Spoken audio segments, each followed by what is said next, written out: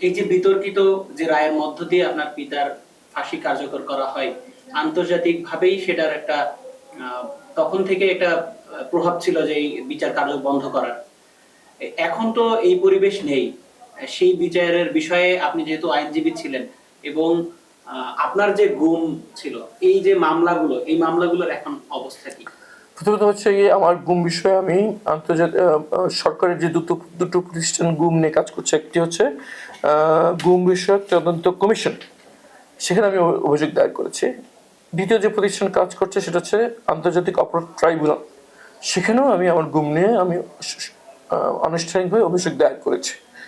এবং আমাকে ট্রাইব্যুনাল থেকে জানানো হয়েছে যে আমার ব্যাপারে তদন্ত কমিটি গঠন হয়েছে এবং তারা তদন্ত কাজ করছে এবং তদন্ত সংস্থার কাছে সাক্ষ্য প্রমাণ দেওয়ার জন্য আমাকে ডাকা হয়েছিল। আমি সেখানে সাক্ষ্য প্রমাণ দিয়ে এসেছি। তদন্ত সংস্থার প্রতিনিধিরা আমাকে নিয়ে আমাকে যেখানে আটকে রেখেছিল, তারা আমাকে আমার প্রদত্ত ক্লু অনুযায়ী তারা আবিষ্কার করেছে আমি কোথায় আটকে রেখেছিল। তারা সেখানে আমাকে নিয়ে গিয়েছিল, তারপর আমাকে কোথায় ছেড়েছিল আমি তাদেরকে সেখানে নিয়ে গিয়েছি, কীভাবে আমি পরিবারের কাছে ফেরত আসলাম, সব জায়গায় আমি তাদেরকে ঘুরে দেখেছি, এভাবে আমি ফেরত আসছি। আমি যতদূর জানি যে তদন্ত চলছে এবং আমি আশাবাদী খুব দ্রুতই এর বিচারের কাজ শুরু হবে ইনশাআল্লাহ।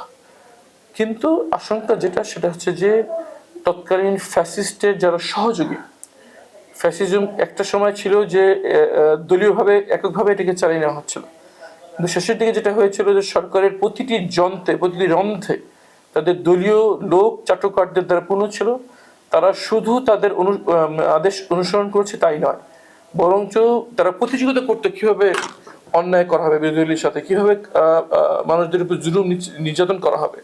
এই গুমের সাথে রাষ্ট্রের প্রতিটি নীতি নির্ধারণ পর্যায়ের লোকজন জড়িত ছিল। যারা রাজনৈতিক ব্যক্তি তারা তো ছিলই, যারা আইন শৃঙ্খলা নিয়ন্ত্রণী সংস্থা যারা উচ্চ পর্যায়ে তারা ছিল, এবং গোয়েন্দা সংস্থার যারা উচ্চ পর্যায়ে তারা ছিলেন, এবং আমলাদের একটি গুরুত্বপূর্ণ অংশ সরাসরি জড়িত ছিল। হাসিনা দেশ থেকে পালিয়েছেন, কিন্তু এই বাকি যারা এর সাথে সক্রিয়ভাবে সম্পৃক্ত তাদের একটা বড় অংশ এখনো স্বপদে বহাল, যা আমাদের জন্য প্রচন্ড উদ্বেগের কারণ। আমরা যারা সার্ভাইভার, আমরা যারা জীবিত অবস্থায় আমাদের ফেরত নিয়ে এসছেন, এর কারণে আমরা এখন সাক্ষী এই আমাদের প্রতি যে ঘটনা হয়েছে, আমরা প্রতিনিয়ত আতঙ্কের ভিতরে আছি। আমরা আশঙ্কা কাজ করছে আমরা কি বিচার সঠিকভাবে হতে পারবে কিনা। কারণ যারা ফ্যাসিবাদের সহযোগী তারা যদি স্বপদে থাকে, স্বাভাবিকভাবেই তারা বিচারে বাধা সৃষ্টি করবে, এবং আমি যতদূর জানি করছে। অমিত বিলম্বে ফ্যাসিজমের সহযোগী দোসরদের দ্রুততার সাথে গুরুত্বপূর্ণ পদ থেকে সরিয়ে বিপ্লবের পক্ষ শক্তি এবং ন্যায় নীতিবান সৎ ব্যক্তিদেরকে এসব জায়গায় নিয়োগ দেওয়ার জন্য আমি আহ্বান জানাচ্ছি।